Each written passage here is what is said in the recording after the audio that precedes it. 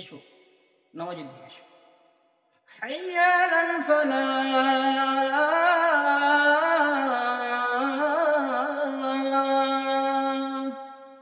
এসো কল্যাণের দিকে এসো, নামাজের দিকে এসো, কল্যাণের দিকে এসো। আর তখন আমরা ব্যবসায় ভাইরা এই কথাটাই বলি যে ভাই এখন বিক্রি হচ্ছে বেশি, আমার একটু পরে নামাজটা পড়লেই তো হয় না। যখন মক্কার মদিনার এই আদর্শ ছিল, যখন নামাজে ওয়াক্ত হবে মসজিদের সামনে আল্লাহু আকবার করবে, আমার যতগুলো কাজ থাক না কেন সমস্ত কাজ ছেড়ে দিব, কোরআনকে ফেলে দিব, দাঁতে ছুঁড়ে মারবো, কোদালকে ছুঁড়ে মারবো। ওইটাই হল নবীওয়ালা কাজ, ঠিক কিনা বলে? जन्नत दो जख से या रब क्या करूं, आरज़ू है मैंने तुझे देखा करूं। মুসলমান বন্ধুরা আমার, যে কথা আমি আপনাদেরকে আজকে আলোচনা শুরু করছিলাম, আল্লাহ পাক রব্বুল আলামিন বলতেছে তোমরা যখন আমার কাছে আসবা তখন তোমাদের নফসকে কন্ট্রোল করে আসবা, তাহলে ওয়ালিমা খাফ মাকাম রাব্বি জান্নাতান, তোমাদেরকে জান্নাত দান করব। ও দুনিয়ার মানুষ, ও গরিব মানুষ, ও ধনী মানুষ, তোমরা শুনে নাও, তোমাদের ধনীর কারণে আমি জান্নাত এরকমটা না, তোমাদের গরিবের কারণে জান্নাত এরকমটাও না। তোমরা যে সব ব্যবহার নিয়ে আসবা, নবী করিম সাল্লাল্লাহু আলাইহি ওয়াসাল্লাম বলতেছে যার ব্যবহারটা সবচেয়ে সুন্দর তাকে রব্বুল কারীম জান্নাত দান করবে। একজন মহিলা এসে বলতেছে ইয়া রাসূলুল্লাহ, অমুক মহিলাকে দান করে, সদকা করে, রোজা রাখে, হজ করে, যাকাত করে, সবই করে, কিন্তু অমুক মহিলার প্রতিবেশীর সঙ্গে তার ব্যবহারটা অত্যন্ত খারাপ। নবীজি বলতেছে তোমরা জেনে রাখো অমুক মহিলা কিন্তু জান্নাত যাবে না। বলে নাউযুবিল্লাহ, তার হজ করে, যাকাত করে, সবকিছু করে, কিন্তু অমুক মহিলা কি করে, তার প্রতিবেশীর সঙ্গে তার ব্যবহার সুন্দর না, কিন্তু সে জাহান্নাম যাবে। কেন? তার হুসনে আখলাক নাই।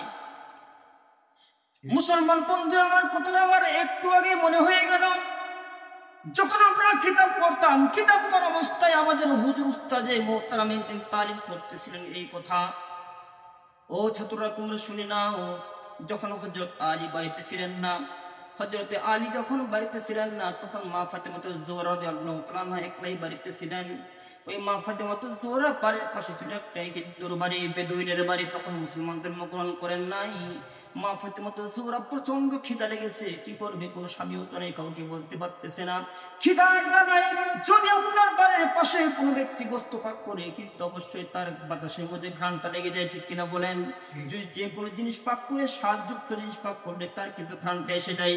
মা ফাতেমাতুজ জোহরা মনে করলো যাই ওই বেদুইনের বাড়িতে যাই, কিছু যদি খাইতে বলে, যেরকম আমাদের সমাজের মধ্যে একটা রীতি হয়ে গেছে, যখন আমি আপনার সঙ্গে দেখা করি আপনি বলেন ভাই চলেন একটা চা খান বা একটু চলেন নাস্তা খাই, এরকম মা ফাতেমাতুজ জোহরা মনে করলো দেখি তার বাসায় যাব, যদি আমাকে খাইতে বলে তাহলে খাবো, আর যদি খাইতে না বলে তাহলে তো আমার কপাল করে কিছুই করার না। মা ফাতেমাতুজ জোহরা এই কথা মনে করে বেদুইনের বাড়িতে কি নিয়ে যাবে, কি নিয়ে যাবে, অজুহাত দিয়ে গেল একটা অজুহাত। কি অজুহাত শুনে নেন ও মুসলমান, শুনে নেন, হয়তো আপনার জীবনের শেষ ওয়াজ এটাই হতে পারে। মুসলমান শুনে নেন, মা ফাতেমাতুজ জোহরা আদর্শ আপনাদের স্ত্রীদের মধ্যে এটা ফিটিং করে দিবেন, মা ফাতেমাতুজ জোহরা আদর্শ আপনার মায়ের মধ্যে ফিটিং করে দিবেন। আম্মা জানলে বলবেন আম্মা জান, মা ফাতেমাতুজ জোহরা আদর্শ কিরকম ছিল আপনি সেরকম আদর্শবান হয়ে যান। মা ফাতেমাতুজ জোহরা কিরকম পর্দা করতো সেরকম পর্দা আপনি করেন। মা ফাতেমাতুজ জোহরা দুজাহানের বাদশা, সরকারি কায়নাত, সরকারি দু আলম, সুলতানে মদিনা, আহমদ মুস্তাফা, মুহাম্মদ মুস্তাফা সাল্লাল্লাহু আলাইহি ওয়াসাল্লাম এমন একজন মানি ব্যক্তি, এমন একজন মানি নবী, এমন একজন দামি নবী। দামি নবীকে একদিন বলতেছে আপনার রাসূল, আপনার ফাতেমা দেখেন চাকতি ঘুরাইতে ঘুরাইতে হাতের মধ্যে ফুসকা পড়ে গেছে, ও নবী এই যে দেখেন আপনার মেয়ের হাতের কি অবস্থা হয়েছে, একটা খাদেম দেন, একটা খাদেম দেন। মা ফাতেমাতুজ জোহরাকে নবীজি বলতেছে মা ফাতেমা জোহরা শুনে নাও, তোমার জন্য একটা আমল বলে, যখন তুমি নামাজ পড়বা নামাজের উপরে পরে 33 বার সুবহানাল্লাহ পড়ো, 33 বার আলহামদুলিল্লাহ পড়ো, 34 বার আল্লাহু আকবার পড়ো। যদি এমনটা করতে পারো ও মা ফাতেমাতুজ জোহরা, তোমার কোনো খাদেমের দরকার নাই, এই আমলের বিনিময়ে আল্লাহ রাব্বুল আলামিন তোমাকে জান্নাত দান করবে। এমনটা করো, তোমার খাদেম লাগবে না, তোমার আসান হয়ে যাবে কাজের মধ্যে।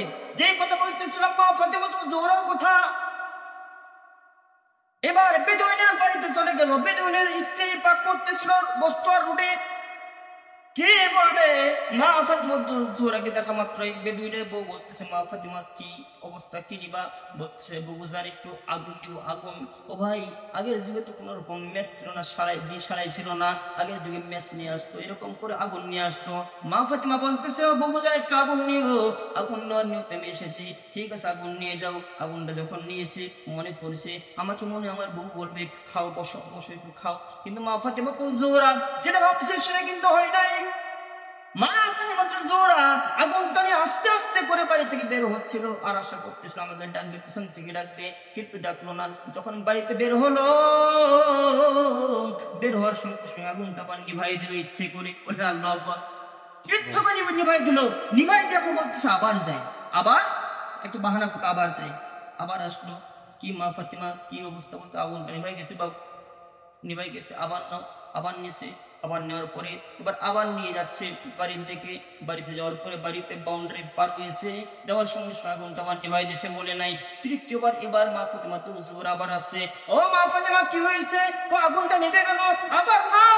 কিন্তু তোমার এই কথা বলে নাই, খাও। তার নিয়ামতের শুকরিয়া কেমনে আদায় করি, তাই বারে বারে ওই কদমে লুটিয়ে পড়ি, তাই বারে বারে ওই কদমে লুটিয়ে পড়ি। তার নিয়ামতের শুকরিয়া আমি কেমনে আদায় করবো? রব আপনি আসমান থেকে বৃষ্টি দেন, সেটা আমরা খানা খাই। আপনি আসমান থেকে পানি দেন, সেটা আমরা খানা খাই। সেটা সাপের মুখে খানা হয়, সেটা বিভিন্ন পশুগুলো খায়। রব তার বান্দারে কেমনে খাবে দেখো। ও মুসলমান, ও মুসলমান কেরাম দেখেন, মা ফাতিমা জোহরা যখন তৃতীয়বার যখন আগুন নেওয়ার উপর চলে যাচ্ছিল, তার বুবু ডাকলো না, বাড়ি থেকে বের হয়েছে। শুনেন, বাড়িতে বের হয়েছে। বের হওয়ার পরে তার ঘরে গেল। তার ঘরে এবার মা ফাতিমা কি করবে, কাকে বলবে? মনে দুঃখ। আসমানের মালিক যদি আমার কথা না বুঝে, জমিনের মালিক তো আমার কথা না বুঝে, তিনি কি আমাকে দেখেন না? তিনি তো আলিমুল গায়ব, তিনি তো আমার কথা শুনতেছেন, তিনি আমাকে দেখতেছেন। আমার দুঃখ, আমার পেট নারী, আমার নারী এই মুহূর্তে ক্ষুধার্থ। রব তো জানেন, রব তো দেখেন।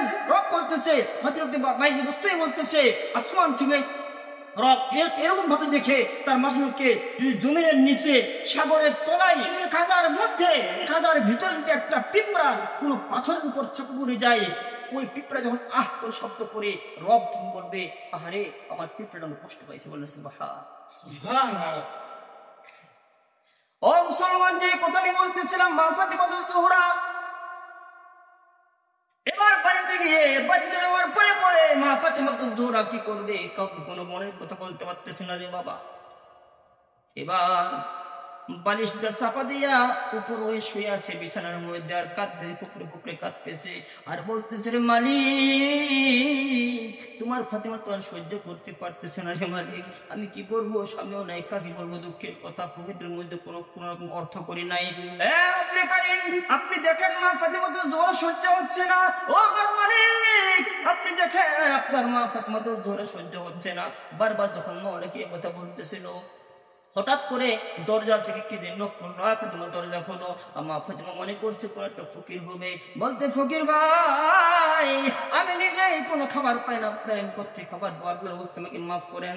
ওপার থেকে আওয়াজ ভেসে আসতেছে, মা ফাতিমা তুমি ফকিরকে মনে করছো?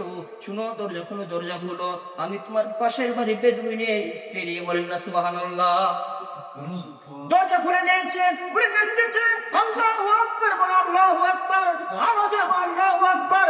মা ফাতিমা জোহরা দেখতেছে, দরজা খোলা মাত্র দেখতেছে এক হাতের মধ্যে গরম রুটি, আর এক হাতের মধ্যে গরম খাবার, গরম বস্তু। বলতেছে, প্রভুজান আপনি কেমন করে জানলেন যে রুটি খাবো? বলতে, মা যখন তোমার ভাই যখন বাসার মধ্যে আসলো, আসার সঙ্গে সঙ্গে রুটি যখন লোকমা বানাইয়া মুখের মধ্যে দিবে, দেওয়ার সঙ্গে সঙ্গে বলতেছে, আচ্ছা মা খাইতে মন চাচ্ছে না, আচ্ছা বলো তো বাড়ির মধ্যে কোনো ফকির বা মিসকিন আসছে নাকি? না না, কেউ কাজ আসে নাই যতক্ষণ আমি কাজ করতেছিলাম। আচ্ছা খেয়াল করে বলো, আমার হাতটা বারবার থেমে যাচ্ছে, মুখের মধ্যে খাবার দিতে পারতেছি না। বেদুইন তার বউকে এই কথা বলতেছে, তাড়াতাড়ি খেয়াল করে বলো কেউ কি আসছিল কিনা? না না, কেউ আসে নাই, কিন্তু আলীর বৌমা ফাতিমা আসছিল, তুমি কি তাকে খাইতে বলছিলা? ও না, খাইতে তো বলি নাই। কেন খাইতে বললা না? গরিব একটা মহিলা, কেন তার খাইতে বললা না? হোক সে মুসলমান, আমরা হোক সে হিন্দু, কিন্তু কেন খাইতে বললা না? তুমি এটা ভোট করছো, বেচারি কি খাই না খাই, আলিও তো কিন্তু বাড়ির মধ্যে নাই। ও মুসলমান, খেয়াল করে দেখো, এই যে নবীজি বললো অমুক মহিলা প্রতিবেশীর সঙ্গে তার ব্যবহারটা সুন্দর না, নবীজি বললো সে জাহান্নামী। এই যে দেখো, বেদুইন বলতেছে হোক সে মুসলমান, হোক আমরা বেদুইন, কিন্তু খবরটা রাখা দরকার। যাও যাও, তাকে রুটিটা দাও, ও তুমি আগে খাই নাও, তারপর তাকে রুটি দেবো। বলছে না, আমার মুখে ঢুকতেছে না, আগে তাকে খাওয়াও, তারপর আমি হয়তো খাবো। এবার মারফান আব্দুল জোহরার দরজা বন্ধ করে দিয়া রুটিগুলো হাতে নিয়ে সেজদায় পড়ে কাঁদতেছে আর বলতেছে, মালিক আপনি যে আপনার বান্দারে গরম রুটি খাওয়াবেন, গরম গোশত খাওয়াবেন, আমি জানতে পারি নাই গো মাওলা, আমি জানতে পারি নাই গো মাওলা, আমি বুঝতে পারি নাই আপনার কোন সময় এরকম হয়ে থাকে। খোদা তোমায় ডাকতে জানি না, ডাকার মতো ডাকলে খোদায় কেমনে শুনে না রে, ডাকার মতো ডাকলে খোদায় কেমনে শুনে না। ও ভাই, রবকে ডাকেন, ডাকার মতো সিজদার মাধ্যমে ডাকেন, রবকে ডাকেন গভীর রাতে। রব বল, বান্দা কি চাও বলো, বান্দা কি চাও বলো। রবকে আপনি সিজদা করেন, সিজদার মধ্যেই বলেন, চোখের পানি ঢেলে দিয়ে বলেন, রব বলবে কি চাও বলো। রবকে একটিবার বলবেন আমি জান্নাত চাই, রব বলবে যা, করে 8টা জান্নাতের মালিক বানাই দিলাম। বললেন সুবহানাল্লাহ।